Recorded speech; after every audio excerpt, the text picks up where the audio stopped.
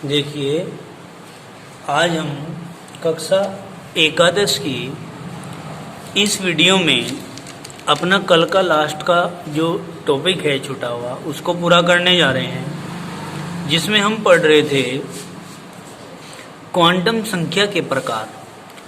और क्वांटम संख्या के प्रकार हमने आप लोगों को समझाए भी थे, परंतु आज उन्हें नोट्स के आधार पर एक्सप्लेन करना है, जो आपको अपने नोट्स में काम करना है उस तरह।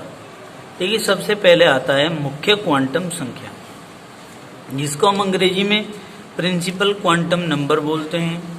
मुख्य क्वांटम संख्या परमाणु में किसी गतिशील अति सूक्ष्म कण की, कल भी बताई थी ये बातें, मैंने कहा था कि किसी गतिशील अति सूक्ष्म कण के मुख्य ऊर्जा स्तर या कोश को प्रदर्शित करती है। यही तो बात समझाई थी कल। इसे स्मॉल n से प्रदर्शित करते हैं।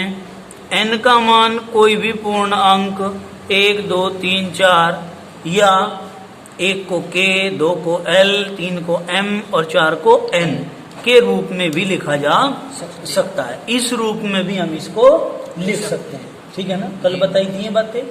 भाई, अगर n का मान 1 है, n का मान 1 है, तो हम उसको k कोस कहेंगे। क्या कहेंगे?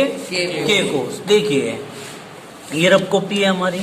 इस रफ कॉपी में ही हम पेज बेकार नहीं करते, यहीं से ही समझेंगे कि ये हमारा परमाणु है, ये परमाणु का नाभिक है और ये इसकी पहली कक्षा है।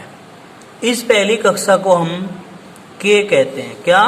k। और नंबर देते हैं 1। तो n के मान हैं ये, काहे के? n बराबर अगर 1 है, n बराबर यदि 1 आता है तो ये k कोस होगा नंबर 1 है ना n का मान। तो यानी कि परमाणु के अंदर कोषों की संख्या 1 है। और अगर n का मान 2 हो जाए तो 1 कोस और बढ़ा दो, ये l हो जाएगा और ये 2, यानी कि l को हमने दूसरा नंबर दे दिया। यदि n का मान 3 आ जाए तो 1 कोस और बढ़ा देंगे, इसको m बोल देंगे और m का नंबर आएगा 3। तो यानी कि k के लिए 1, l के लिए 2 और m के लिए 3, और ऐसे ही बढ़ते जाएंगे n के लिए 4। ऐसे ही हम कोषों की संख्या बढ़ाते चले जाएंगे। समझ में आ गई बात? ये जो संख्या है k, l, m, n की, ये काहे का मान है? ये स्मॉल n का मान है, मतलब मुख्य क्वांटम संख्या के मान है। मुख्य क्वांटम संख्या कोष को प्रदर्शित करती है। ये है कोष। क्या है? कोष। क्लियर होगी बात? समझ में आ गया होगा। अब आगे चलते हैं। देखिए, अब हम आगे चलते हैं। इसने कहा शून्य को छोड़कर, मतलब n का मान, स्मॉल n का मान कभी भी शून्य नहीं होने का, ठीक है। स्मॉल n का मान कभी भी शून्य नहीं होगा। समझिए, आगे चलते हैं। दूसरा आता है द्विगंशी क्वांटम संख्या। क्या? द्विगंशी क्वांटम संख्या मतलब एजीम्यूथल क्वांटम नंबर। क्या है जी? एजीम्यूथल क्वांटम नंबर है। तो हम कहेंगे किसी परमाणु में इलेक्ट्रॉन के उप ऊर्जा स्तर या उपकोष को प्रदर्शित करती है। कल भी हमने बताया था। क्या? किसी परमाणु में अति गतिशील सूक्ष्म कण की इलेक्ट्रॉन के उप ऊर्जा स्तर या उपकोष को प्रदर्शित करती है। इसे स्मॉल l से प्रदर्शित करते हैं। कहाँ से?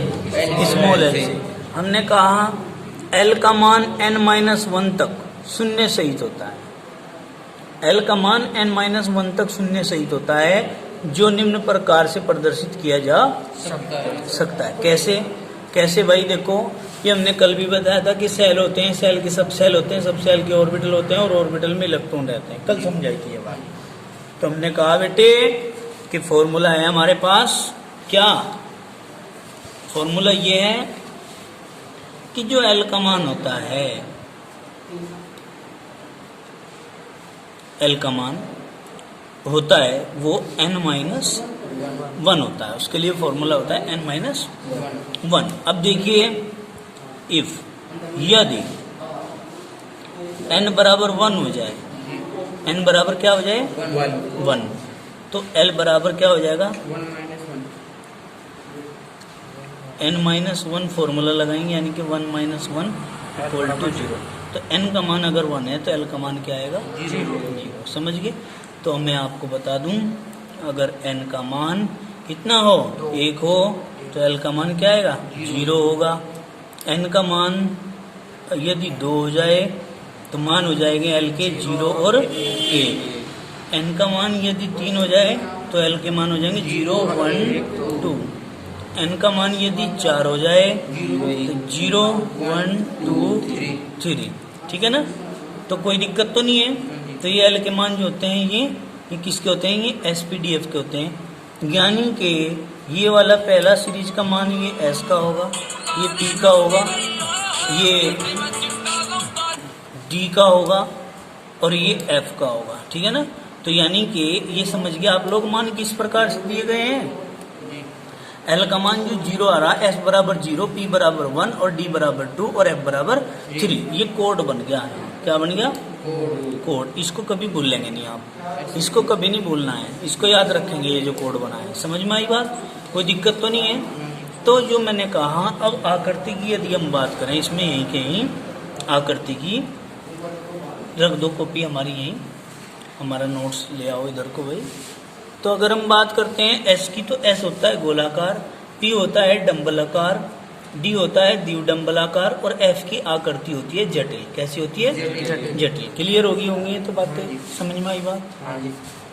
अब देखो, इसने ये जो फॉर्मूला दिया है, L का मान n-1 होता है तक 0 सहित होता है। ये ध्यान रखना, n-1 तक होता है। कैसे? 0 सहित। क्लियर होगी बात?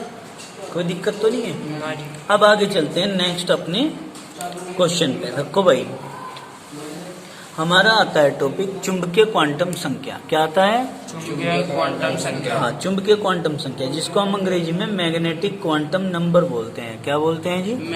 Magnetic quantum number. देखो, किसी परमाणु में इलेक्ट्रॉन के उपकोष में उपस्थित ऑर्बिटल को प्रदर्शित करती है। क्या? किसी परमाणु में इलेक्ट्रॉन के उपकोष में उपस्थित ऑर्बिटल को प्रदर्शित करती है। इसे m से प्रदर्शित करते हैं। कहाँ से? स्मॉल m से प्रदर्शित करते हैं। स्मॉल m का मान l के मान पर निर्भर करता है, अपने से ऊपर वाले के ऊपर निर्भर करता है। कल भी ये बातें बताई थी। l के किसी मान के लिए m के मान प्लस l से माइनस l तक 0 सहित होते हैं। ठीक? क्या कहा? किसी भी m के मान जो होंगे वो प्लस l से माइनस l तक 0 सहित होंगे। क्लियर होगी बात? कैसे? देखिए, लो भाई, देखो हमने क्या करना है। हमने ये कहा कि इफ मतलब यदि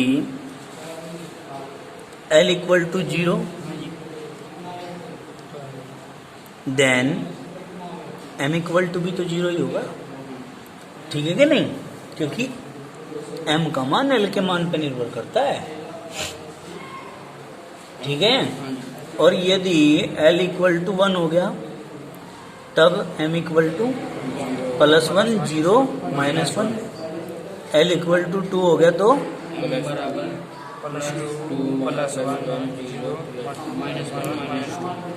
इस तरह ही होंगे ना। तो बेटे इस तरीके से आप लोग जो है मान निकाल सकते हैं। ठीक है? अब देखिए आगे चलते हैं हम इसी कड़ी में।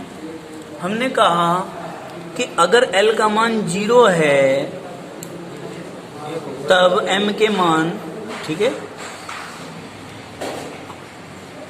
ये तो बता दिया हमने 0 हो जाएगा। यहाँ देखो, l का मान 0 है तो m का मान भी 0 होगा। 0 के लिए एक डब्बा आता है, एक ऑर्बिटल आता है। इसने कहा अगर l का मान 1 हो जाए, क्या हो जाए? l का मान 1 हो जाए। ये देखो 1 हो जाए तो m का मान +1, 0, -1, +1 के लिए ये वाला ऑर्बिटल, 0 के लिए ये, -1 के लिए ये वाला ऑर्बिटल। अगर l का मान 2 हो जाए, क्या हो जाए? 2। फिर क्या होगा? m = +2, +1, 0, -1, -2। सबके लिए अलग अलग ऑर्बिटल बन जाएंगे। ठीक है, इसका अगर हम पूछने लगे कि इसमें हम किसकी बात कर रहे हैं, तो 1 2 3 4 5 5 किस में होते हैं, डी ऑर्बिटल में होते हैं, अर्थात यहाँ से हम डी ऑर्बिटल की बात कर रहे हैं। किसकी? D orbital. इससे हम इस चीज का भी पता लगा सकते हैं कि किस ऑर्बिटल की हम बात कर रहे हैं। ये खैर न्यूमेरिकल में पूछी जाने वाली बात है, आएगी इस प्रकार के क्वेश्चन आगे तब पढ़ेंगे। देखिए स्मॉल n के लिए m के कुल मान अगर निकालने हो तो फॉर्मूला आ जाएगा n²। याद रखने योग्य बातें हैं ये। क्या?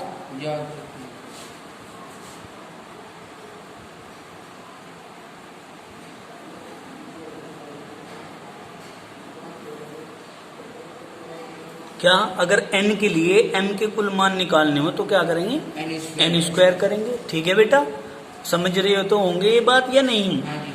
l के लिए या l के किसी मान के लिए m के कुल मानों की संख्या अगर निकालनी हो, अगर l का मान दे रखा हो और m के कुल मान निकालने हो तो 2l+1 फॉर्मूला लगाएंगे। ठीक है ना? और m के सभी मान एक उपकोष के सभी संभावित अभिविन्यासों को व्यक्त करते हैं। सभी संभावित अभिविन्यासों को क्या करते हैं, ये व्यक्त करते हैं। समझ में आई बात? काम कर लो बैठ के, अभी नहीं जाना है। हाँ, बैठ के अपना कार्य कर लो, अभी थोड़ा ही हो गया कार्य, करते रहो उसे काम में। अरे फिजिक्स का भी तो करना है ना, उसको लिखो काम को बैठ के पंखे के नीचे भाई। ठीक है, अभी ना जाने की सोचो, अभी करो बेटे काम बैठ करके, भागो ना। कल भी तुम ऐसे ही चले गए थे बिना बताए। अब हम आगे चलते हैं नेक्स्ट अपने टॉपिक पर, चक्रण क्वांटम संख्या।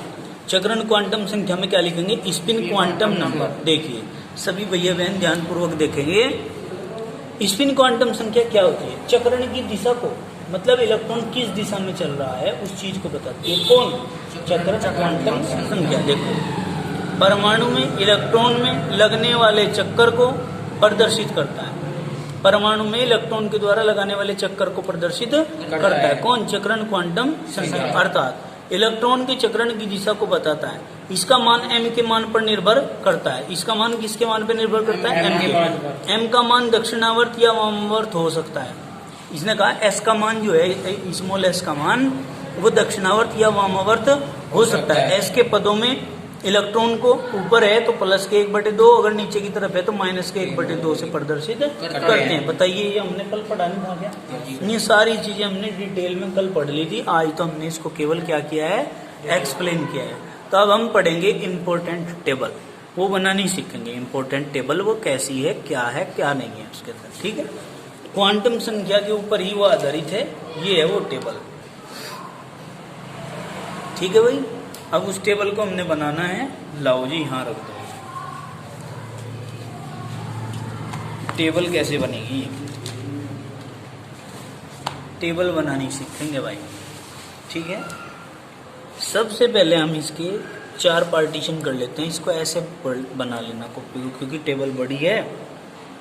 सबसे पहला यहाँ लिखेंगे, तुम इसमें ना चेक करते रहना सही चल रहा है क्या काम। सबसे पहले बेटे क्या है हमारा, मुख्य क्वांटम संख्या। इसके बाद आएगी दिगंशी क्वांटम संख्या। इसके बाद आएगी हमारी चुंबकीय क्वांटम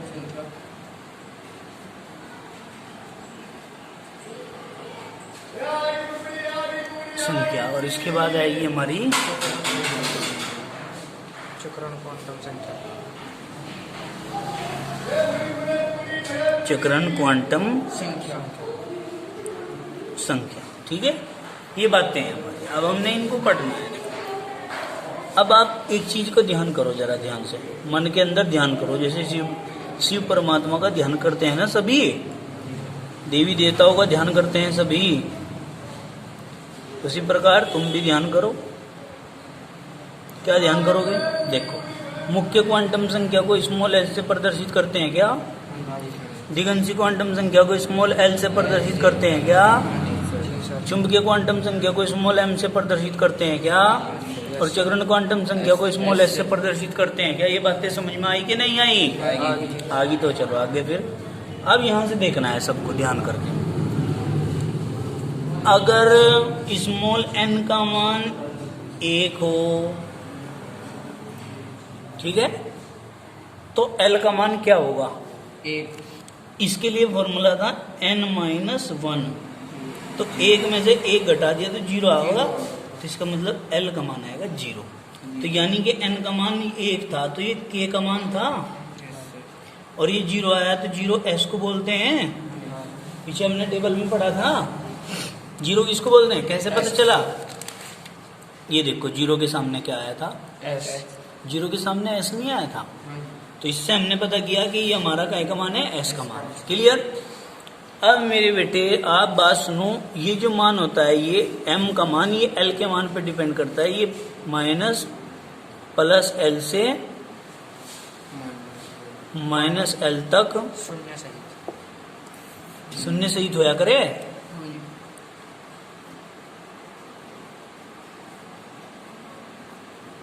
क्लियर हो रही है ये तो बातें? अब जब इसका मान 0 है l का मान, तो m का मान भी तो 0 ही होगा, समझ रहे होंगे? इसका मतलब एक ऑर्बिटल बनेगा, इसमें बनेगा कि नहीं?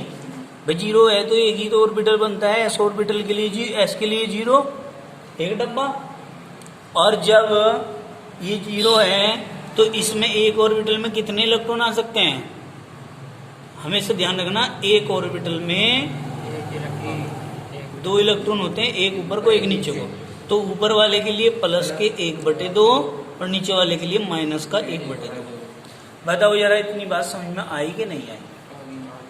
ठीक है, अब आगे चलते हैं। अब यहां देखेंगे, ध्यान से समझना भाई, ये पूरा कर दिया मैंने।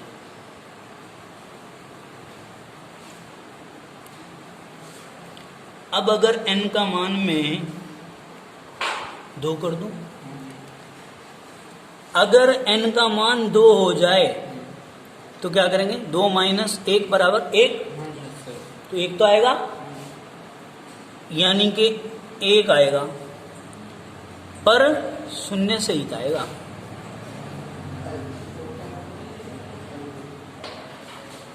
किसके सहित आएगा? 0 सही। 0 सहित, ये भूलना नहीं है। तो ये भाई n का मान 2 है तो हमने 2 माइनस 1 कर दिया तो 1 आएगा, लेकिन 0 सहित तो आएगा। अब छोड़ दो इस बात को, अब आगे चलो। अगर ये 0 है तो m का मान भी तो l के मान पे डिपेंड करता है, मतलब ये भी 0, मतलब एक ऑर्बिटल मतलब ऊपर वाले के लिए प्लस का 1/2, नीचे वाले के लिए माइनस का 1/2। इसके अंदर 2 इलेक्ट्रॉन होंगे ना, तो इसके लिए 2 इलेक्ट्रॉन है। पहला ऊपर को है तो प्लस का 1/2, दूसरा नीचे को है तो माइनस का 1/2। क्लियर हो रही है बात? आगे चलिए, यहाँ इसके लिए आ जाइए। अब इसके लिए बात कर रहे हैं तो इसके लिए इसी के सीध में आ जाओ यहाँ पर। मतलब क्या? प्लस l से माइनस l तक, मतलब +1 0 -1, यही तो है बात। अब यानी कि 3 ऑर्बिटल, अब 3 ऑर्बिटल एक डब्बे में तो 2 आते हैं, तो हम क्या करेंगे? पहले वाले में एक ऊपर को है एक नीचे को है तो प्लस माइनस 1/2 कर दूं, दूसरे वाले में भी इसी प्रकार प्लस माइनस 1/2 कर दूं, और तीसरे वाले में भी प्लस माइनस 1/2 कर दूं। यानी कि एक ऊपर को एक नीचे को, एक ऊपर को एक नीचे को, एक ऊपर को एक नीचे को। समझ में आएगी बात? कोई दिक्कत तो नहीं है? समझ में नहीं आई बात? आगे जी। अब इसमें थोड़ी सी बात रहेगी, अगर ये मान 2 आया तो ये 2 किसके लिए आया? L का। और अगर ये 0 और 1 आया तो ये 0 किसका आया? S का। और ये वाला किसका आया? P का। क्लियर होगी बात? समझ में नहीं आई बात? आगे जी। अब अगर ये बात समझ में आई है तो बहुत अच्छी बात है, इसको भी हम पूरा कर देते हैं। ठीक है भाई। अब यदि मैं n का मान आपके सामने 3 कर दूं तो ये मान किसका आया? m का। 3 आ गया तो हम क्या करेंगे? फॉर्मूले में जाओ, n-1 यानी कि 3 - 1 बराबर 2, तो इसका मतलब 2 आएगा, मान 2 आएगा, लेकिन किस किस के सहित आएगा? 2 से पहले के सारे लिखे जाएंगे। अब ये मान जो है यहाँ चलेंगे, क्योंकि m का मान l के मान पे निर्भर करता है। जब ये 0 आ गया तो मैं थोड़ा स्पीड बढ़ाऊंगा, अब ये भी 0, जब ये एक आ गया तो एक प्लस एक, जीरो, माइनस एक। ये दो आ गया तो प्लस के दो यहाँ करता हूँ प्लस के दो, प्लस का एक, जीरो, माइनस का एक, माइनस के दो। ठीक है, ध्यान रखना जीरो के नीचे जीरो ही ले रहा हूँ मैं, माइनस वन के नीचे माइनस वन, प्लस वन के नीचे प्लस वन, प्लस टू के नीचे प्लस टू लेके चलेंगे। ठीक है, कोई दिक्कत तो नहीं है। इसका मतलब क्या है बेटे, इसके लिए एक ऑर्बिटल आना है, इसके लिए मैं यही इसके नीचे बना देता हूँ, तीन ऑर्बिटल, तीन ऑर्बिटल आना है, इसके लिए मैं इसी के नीचे बना देता हूँ। पांच ऑर्बिटल। ठीक है बेटे, इसके लिए पांच ऑर्बिटल। कोई दिक्कत है क्या? ये बना दिया मैंने। अब देखिए, अब ये वाले मान जो हैं एस के मान इसके मान पे निर्भर करते हैं। क्योंकि एक ऑर्बिटल है, एक ऑर्बिटल के लिए हम क्या करेंगे, प्लस माइनस एक बटे दो, मतलब दो इलेक्ट्रॉन है इसके अंदर। यहाँ पे इस डब्बे में कितने हैं, प्लस माइनस एक। मैं करूंगा प्लस माइनस एक बटे दो, यहाँ पे प्लस माइनस एक बटे दो, यहाँ पे प्लस माइनस एक बटे दो।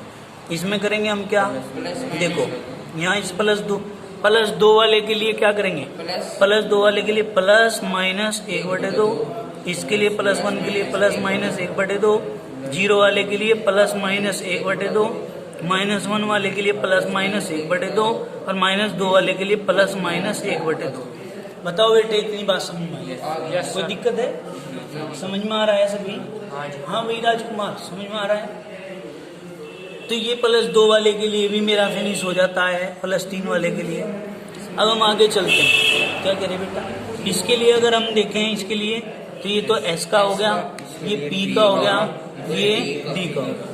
अब मैं आगे चलता हूँ, यदि एन का मान चार हो जाए तो क्या करेंगे बेटे?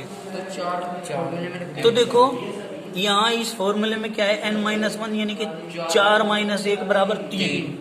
तो तीन के लिए हम क्या करेंगे, यहाँ पर हमने लिख दिया तीन, तीन लिख दिया, लेकिन शून्य से, तीन से पहले कौन कौन आएगा, दो आएगा, एक आएगा, जीरो आएगा। सारे लेने पड़ेंगे, कोई दिक्कत तो नहीं है। फिर अब इसके बाद हम क्या कहेंगे, भाई एम के मान देखने हैं। एम के मान निर्भर करते हैं किस पर, एल के मान पर। तो अगर इसका मान जीरो है तो इसका मान भी जीरो ही आएगा। इसका मान एक है तो इसका मान यहाँ जीरो, यहाँ प्लस एक, यहाँ माइनस एक। अगर इसका मान प्लस दो है तो इसका मान प्लस दो, प्लस एक, इसका मान तीन है तो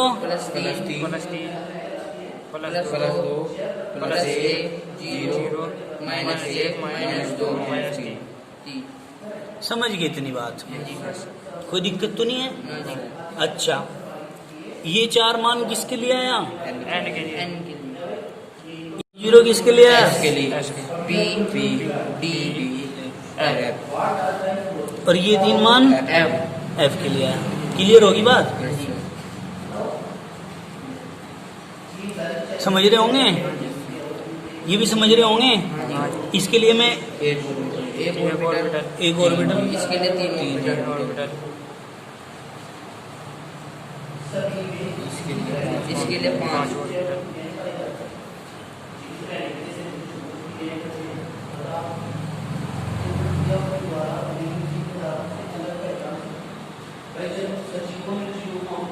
क्लियर हो गया? इसके लिए सात ऑर्बिटल,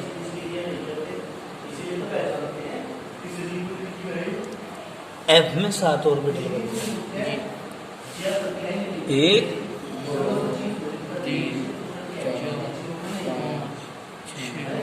सात। ठीक है, अब इनके लिए इलेक्ट्रॉन बनाने हैं, इलेक्ट्रॉन। प्लस माइनस भाई एस का मान निकालना, जब इसमें एक है तो एस का मान तो प्लस माइनस एक बटे दो आ जाएगा। इसमें तीन है तो प्लस माइनस एक बटा दो, प्लस माइनस एक बटा दो, प्लस माइनस एक बटा दो। इसमें पांच हैं तो मैं क्या करूं, देखो मैं इसके लिए यहाँ से करता हूँ, प्लस माइनस एक बटे दो, प्लस माइनस एक बटे दो, पांच बनाने हैं ना भाई। एक डब्बे में, एक ऑर्बिटल में, जो एक ऑर्बिटल है, एक ऑर्बिटल में तो दो इलेक्ट्रॉन आ गए, एक ऊपर को एक नीचे को है, तो ऊपर वाले के लिए प्लस का हो गया, नीचे वाले के लिए माइनस का होगा। ऐसे इस वाले के लिए क्या करेंगे, यहाँ जीरो है, प्लस माइनस 1/2 2 2 4 1 रह गया। Plus minus 1/2। अच्छा, इसके लिए अब इसके लिए करेंगे ना 7। हाँ जी। इसके लिए 7 करेंगे तो यहाँ जगह बन जाएगी, इधर तो है नहीं। तो पहले वाले के लिए इसके लिए क्या करेंगे? Plus minus 1/2। Plus minus 1/2। इसके लिए प्लस माइनस 1/2। इसके लिए प्लस माइनस 1/2। इसके लिए प्लस माइनस 1/2। इसके लिए प्लस माइनस 1/2। 2 रह गए। इसके लिए प्लस माइनस 1/2, इसके लिए प्लस माइनस 1/2। क्लियर? तो इस प्रकार से पूरी टेबल बनानी आ गई तुम्हारे पे। अगर नहीं आती ये बनानी तो ध्यान रखना, आज की इस वीडियो में, आज की कौन सी, आज की तारीख क्या है? क्या है? 10 तारीख। यदि टेबल बनानी नहीं आती है तो 10 जुलाई 2020 का वीडियो देखें। ठीक, उसमें से पता चल जाएगा। बिल्कुल आराम आराम से देखना, बनाने का तरीका सब सिखाया हुआ है इसमें। ठीक है भाई, तो आज की आपकी कंप्लीट होगी। अब हम थोड़ा सा न्यूमेरिकल पोर्शन पे भी ध्यान केंद्रित करते हैं। क्या है? 5 मिनट का काम आपका हो रह रहा है। यह मुख्य क्वांटम संख्या n बराबर 3 कोष में कुल उपकोषों की गणना कीजिए। n बराबर 3 है, उपकोष बताने कितने हैं? क्या कहा? क्वेश्चन है मुख्य क्वांटम संख्या n बराबर 3। मुख्य क्वांटम संख्या n बराबर 3 दे रखा में कुल उपकोषों की संख्या बताइए। अब उपकोष क्या है? उपकोष किससे रिप्रेजेंट करे? उपकोष मुख्य क्वांटम संख्या में उपकोष क्या हो? L। शाबाश। यानी कि L का मान निकालना। जब N का मान 3 हो तो L का मान क्या होगा? क्वेश्चन ये बन गया आपका। समझने की बात ये है कि N का मान 3 है तो L का मान क्या होगा। तो आपको पता है हल, देखो यहां से कैसे करेंगे हल इसको, कि फॉर्मूला था हमारे पास क्या? L बराबर n-1। ये मान निकाल लें L का। अगर n का मान दिया हुआ तो L का मान निकालना हो तो ये n-1, यानी कि 3 माइनस 1 बराबर 2। अब 2 आ गया, लेकिन शून्य सहित L बराबर 2 आ गया, ये शून्य सहित आएगा, यानी कि L बराबर मान आएंगे, एक तो 0 आएगा, 1 आएगा और 2 आएगा। ये 3 मान होंगे। इसका मतलब 3 ऑर्बिटल होंगे। कितने ऑर्बिटल होंगे? 3। कोई दिक्कत तो नहीं है। तब ने कहा कुल संख्या कितनी होगी L की? कुल संख्या L की मतलब उपकोष क्वांटम संख्या 3 होगी कुल संख्या। समझ गए? कौन कौन सी होंगी? में 3, 0, 1, 2। क्लियर होगी बात? समझ में नहीं आई बात? अच्छा चलो, एक तो क्वेश्चन ही हो गया आपका। क्वेश्चन नंबर नेक्स्ट 2 चेक करते हैं। ये है मुख्य क्वांटम संख्या। पर्सन है भाई, मुख्य क्वांटम संख्या n बराबर 3 के लिए मुख्य क्वांटम संख्या n बराबर 3 के लिए कुल ऑर्बिटल के लिए कुल ऑर्बिटल संख्या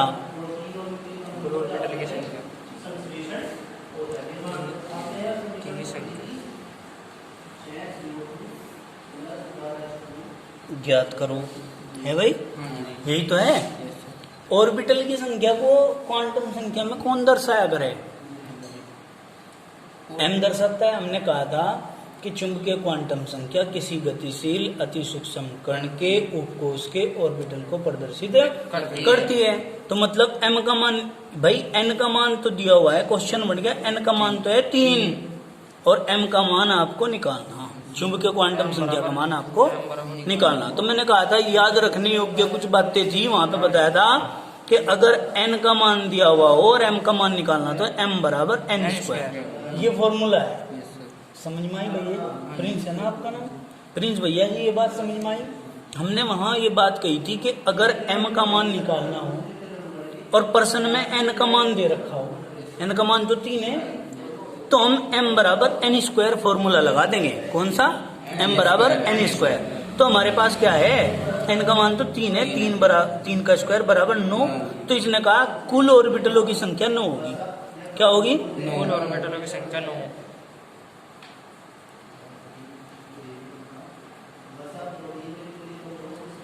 कुल ऑर्बिटल संख्या बराबर 9। क्लियर होगी बात?